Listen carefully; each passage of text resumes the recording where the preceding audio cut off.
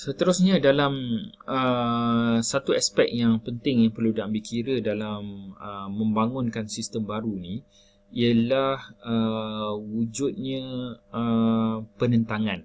Okey. Wujudnya penentangan daripada staff sendiri ya. Kerana dalam apa-apa projek pun, walaupun benda tu dari segi teknikalnya benda tu berfungsi, tetapi akhirnya dia bergantung kepada pengguna. Apabila pengguna ataupun staff dalam organisasi tu tidak bersedia untuk menggunakan sistem, maka implementasi sistem tersebut tetap akan gagal walaupun sistem tersebut berfungsi dengan baik. Okey, tetapi tetap akan gagal juga. Jadi apakah penyebab kepada rintangan-rintangan ni? Antaranya ialah fear, ketakutan. Fear of the unknown, losing status. Jadi pekerja dia takut. Mungkin dia takut kalau dia bila sistem ini berfungsi, maka mereka terpaksa dipindahkan jabatan. Ataupun mereka takut mereka tak pandai menggunakan sistem. Keduanya ialah lack of top management support, iaitu sokongan daripada pihak atasan. Jika pihak atasan sendiri tidak menunjukkan sokongan ke atas perubahan sistem, maka pekerja bawahan pun akan rasa mengapa mereka harus menerima sistem baru tersebut, sedangkan pihak atasan pun tidak menunjukkan apa-apa kecenderungan kepada sistem baru. Ketiga ialah bad prior experiences. Mungkin pekerja dia pernah terlibat dengan perubahan sistem sebelum ini, dan perubahan sistem sebelum ini telah membawa banyak masalah, kesukaran, perpindahan jawatan. Maka dengan kesukaran yang mereka lalui daripada sistem lama menyebabkan mereka rasa mereka tidak lagi bersedia untuk apa-apa sahaja perubahan sistem pada masa akan datang. Maka dengan sebab itu mereka menentang daripada sistem ditukar. Dan poor communication. Employees need to understand why change is necessary. Iaitu tidak disampaikan kepada pekerja mengapa sistem tersebut perlu diubah. Mereka tidak disampaikan, tidak diberitahu pada kerani bahawa apabila sistem ni diubah, maka kerja mereka akan jadi lebih automated, kerja mereka jadi lebih mudah. Kesilapan dapat kesilapan dapat dihalang ataupun dijumpai dengan lebih cepat. Benda-benda ni tidak diberitahu kepada mereka. Sebaliknya mereka hanya diberitahu bahawa nanti daripada sekian-sekian hari bulan kita semua perlu tukar, kita perlu guna sistem baru. Jadi tidak disampaikan apa manfaat sistem tu, kan? Apa kebaikan yang mereka perolehi daripada sistem tu, itu tidak disampaikan. Ini menyebabkan pekerja akan buat resistance lah, buat penentangan ke atas perubahan sistem. Kemudian berlaku ni disruption. Semasa proses dalam membangunkan sistem itu melibatkan disruption, iaitu gangguan. Additional request for information and additional burden of time is distracting and prompts negative feelings. Apabila projek pembangunan sistem tu dibuat, banyak pekerja ni akan diganggu lah, kan? Iaitu mereka akan selalu diinterview, kerja mereka selalu dilihat,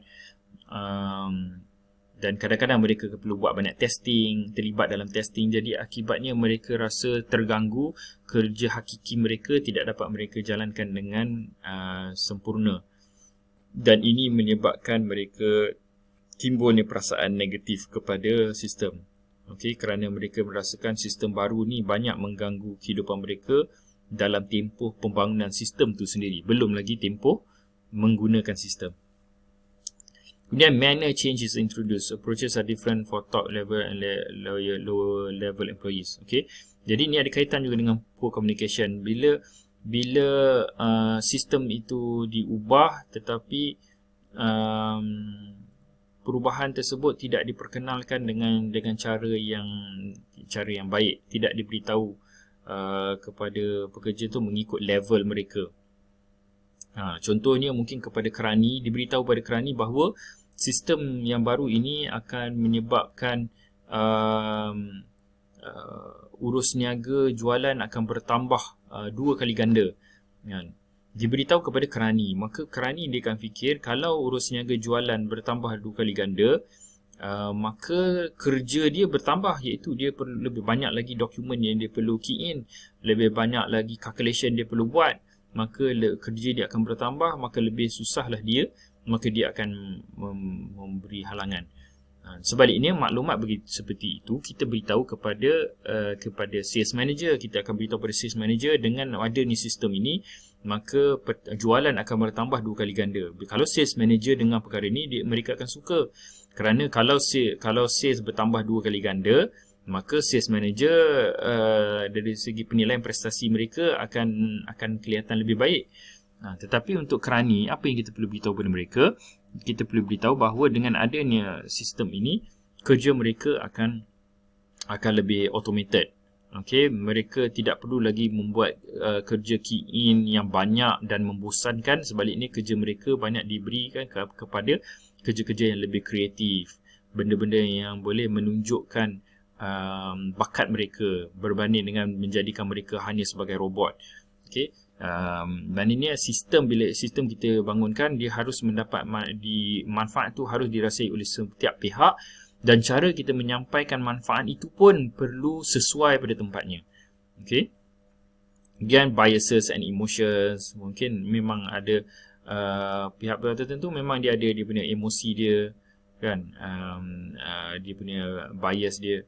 Dan bergantung pada sifat orang tu sendiri, personal karakteristik dan background. Ini juga mempengaruhi mengapa mereka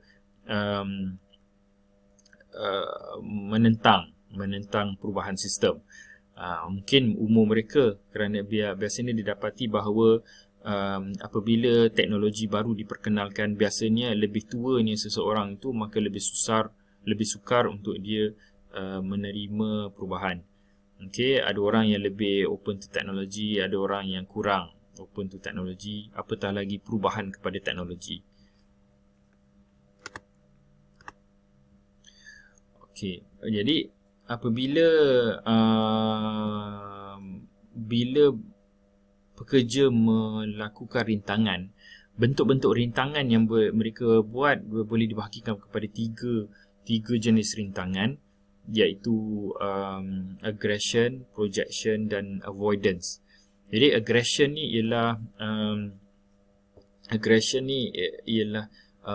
membuat tindakan agresif, seperti tindakan-tindakan yang menyebabkan kerosakan. Okay, behavior that destroys, dia merosakkan, menggagalkan, melemahkan sistem. Okay, melemahkan keefisienan sistem. Okay, maknanya pekerja membuat sesuatu yang merosakkan sistem lah, okay, yang melemahkan sistem. Dan ini dapat digambarkan melalui increased error rates, disruptions, dan juga kadang-kadang pekerja dia membuat deliberate sabotage, okay, dengan sengaja merosakkan sistem. Kemudian mereka mungkin buat projection. Projection ni ialah menuduh sistem baru terhadap segala yang tak jadilah. Semua yang tak jadi tu mereka salahkan pada sistem. Sebenarnya mungkin bukan sistem yang masalah. Masalah ialah mereka sendiri. Kerana sistem lama adalah sistem yang lemah. Sistem lama ni dia tidak boleh detect error contohnya. Okey, jadi kalau kerani ni bila dia masukkan maklumat dan sistem lama tu tak boleh detect error, maka dia boleh masukkan maklumat dengan mudah. Okey, dia boleh masukkan dengan mudah, dengan lancar. kan. Tetapi bila nak produce report, baru di situ baru report yang dihasilkan report yang tak betul, kerana maklumat yang dimasukkan adalah salah dan tidak dihalang oleh sistem. Sistem yang baru, mungkin sistem ni bagus dari segi dia boleh detect kesilapan tu awal. Maknanya bila kerani key in, bila dia silap key in saja, sistem akan keluarkan error message, ataupun sistem tu tak boleh save kerana sistem tersebut tidak mahu menerima data yang erroneous, data yang salah. Jadi apa yang kerani nampak seolah-olah sistem ni dengan gunakan sistem baru ni asyik merah je, asyik sentiasa keluar error message, sentiasa tak boleh save, kan. Jadi dia akan salahkan, dia kata sistem baru ni sentiasa bermasalah, sistem lama okey saja. Tapi sebenarnya tidak macam tu. Sistem baru ni lebih cekap dalam menjumpai masalah, menjumpai kesilapan. Jadi seolah-olah bahawa sistem baru ni banyak masalah, sebenarnya sistem baru tu yang bagus. Jadi itu projection. Kemudian yang ketiga ialah avoidance, iaitu langsung tidak menggunakan sistem dengan harapan bahawa masalah pada mereka, iaitu sistem baru tu akan akhirnya hilang, kan. Contohnya mungkin katakan satu organisasi tu dia menggunakan satu sistem tu sistem berkaitan dengan permohonan cuti. Okey. Jadi biasanya permohonan cuti ni, kalau dalam kaedah lama mungkin mereka akan mohon cuti secara manual, iaitu mereka isi borang cuti. Jadi kalau isi borang cuti, 1 tahun mereka ada 20 hari cuti, mereka boleh isi borang tu bulan Januari dan mereka dah isi nak minta cuti panjang turun 20 hari, mereka boleh isi borang. Tetapi dalam sistem sebenarnya cuti biasanya boleh diambil secara prorata, iaitu pada bulan Januari kita hanya boleh ambil cuti ikut kelayakan. Jadi kalaulah cuti itu 24 hari dalam setahun, maka dalam Januari kita boleh ambil 2 hari saja cuti. Jadi sistem dia akan buat calculation macam tu. Maknanya dalam bulan Januari dia boleh minta cuti 2 hari saja. Jadi sistem telah block dia. Kalau dia nak minta cuti 20 hari, tak boleh. Dia boleh minta cuti 20 hari saja. Jadi apa yang dia buat, oleh kerana masalah timbul dengan minta cuti panjang ni, maka mereka mengelakkan langsung menggunakan sistem dan masih menggunakan sistem manual, dengan harapan bahawa kalau semua staff membuat macam ni, semua staff elakkan diri daripada menggunakan sistem, akhirnya management terpaksa buat keputusan, okeylah kita kembali balik kepada sistem manual. Jadi mereka avoid menggunakan sistem. Ini cara-cara resistance yang mungkin dibuat oleh staff. Jadi cara untuk kita mengatasi resistance ini, antaranya ialah perlu ada management support. Okay? Top management, pihak atasan perlu memberikan support dalam bentuk resources, kewangan dan juga motivation. Okay? Memberi motivasi kepada semua orang yang terlibat dengan pembangunan projek dan juga staff yang bakal menggunakan sistem, memberi mereka motivasi untuk menggunakan sistem. Bila top management menunjukkan kesungguhan dalam pembangunan sistem, maka pihak bawahan juga akan ikut management mereka. Dan satisfying user needs. Kita perlu memastikan bahawa sistem akan memenuhi keperluan pengguna.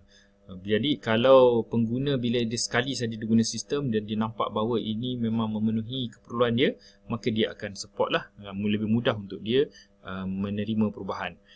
Kemudian melibatkan pengguna. Okay, semasa pembangunan sistem perlulah dilibatkan juga daripada wakil-wakil yang bakal menggunakan sistem, kerana apabila mereka terlibat, mereka akan boleh menyalurkan pandangan mereka terhadap sistem dengan lebih awal lagi supaya sistem dibangunkan sesuai dengan kehendak mereka. Dan juga biasanya kalau involve users ni, akhirnya mereka lebih committed. Okay, sebab mereka akan rasa bahawa projek ni adalah projek mereka juga dan sebarang kejayaan dalam projek tu kejayaan mereka juga. Jadi mereka akan rasa lebih ownership kepada projek. Okay. Kemudian reduce fears. Kita emphasize opportunities. Macam yang saya sebut tadi, untuk kerani kita perlu beritahu dia bahawa melalui penggunaan sistem ni banyak kerja-kerja dia akan lebih automated, dan dengan itu dia akan lebih banyak menggunakan creativity dalam kerja dia instead of buat kerja-kerja yang lebih robotik. Dan dengan itu dia boleh dinilai ke atas kreativiti dia dan akan berpeluang untuk naik pangkat contohnya. Okey, jadi kita tunjukkan apa opportunity dia daripada sistem yang baru ni. Avoid emotionalism. Okey, semasa mengendalikan komplain ataupun kemarahan daripada pengguna, kita di pihak pembangunan projek, kita sendiri janganlah emotional lah. Okey, kita kena sabar. Dan kita sediakan training. Okey, setiap user kita beri latihan supaya mereka lebih comfortable, mereka lebih selesa dalam menggunakan sistem, sehingga mereka kuranglah mereka untuk menentang sistem. Performance evaluation, membuat performance evaluation iaitu cara kita menilai prestasi. Okey, bila ada berlakunya perubahan sistem, maka akan berlakunya perubahan cara orang buat kerja. Jadi cara untuk kita menilai prestasi pekerja juga perlu berubah mengikut cara mereka buat kerja. Mengikut apa yang mereka boleh buat. Jadi janganlah satu kerani itu dinilai ke atas benda yang dibuat oleh sistem. Okey, sebaliknya kita nilai staff kita berdasarkan benda yang di bawah diskresi mereka, apa yang mereka, keputusan yang mereka buat. Okey, bukan benda yang dah automated. Keep open communication, iaitu kita memudahkan pengguna untuk menghubungi balik pihak-pihak yang faham tentang sistem, supaya mereka boleh komplain, supaya mereka boleh tanya macam mana nak menyelesaikan masalah dalam sistem. Okey, mungkin sediakan hotline, okey, talian hotline untuk mereka telefon kalau ada masalah. Test the system prior to implementation. Pastikan sistem tersebut diuji dengan selengkapnya supaya meminimalkan error. Okey, supaya bila lebih banyak lagi error dijumpai oleh pengguna dalam sistem, maka lebih banyak lagi halangan yang kita akan dapati daripada pengguna. Keep system simple. Pastikan sistem adalah mudah. Perubahan yang tidak terlalu radikal, supaya mereka comfortable untuk berubah dan mudah untuk mereka gunakan sistem. Control users expectation. Okay, kita beritahu kepada dia apa yang boleh dicapai oleh organisasi. Apa yang boleh dicapai oleh sistem, janganlah kita berikan satu pengharapan yang tak betul. Contohnya kita beritahu kepada staff kita bahawa sistem ni begitu automated sampai kamu tak perlu buat apa-apa, kamu fikir saja, komputer tu akan buatkan untuk kamu, kan? Sedangkan benda tu tak berlaku. Mungkin apa yang hanya boleh buat apa yang boleh sistem tu buat ialah kerana itu dia hanya tekan button enter, kemudian komputer akan buat kerja-kerja tu. Janganlah kita beritahu kamu tak perlu buat apa-apa pun, kamu fikir saja pun komputer tu boleh buat. Jadi kita kena beritahu sesuatu yang realistik yang komputer tu boleh buat, supaya dia tidak meletakkan harapan yang terlalu tinggi. Kalau dia letakkan harapan terlalu tinggi tapi harapan itu tidak kesampaian, maka mereka akan kecewa dan mereka akan reject, mereka akan resist lah, mereka akan menghalang daripada perubahan itu berlaku.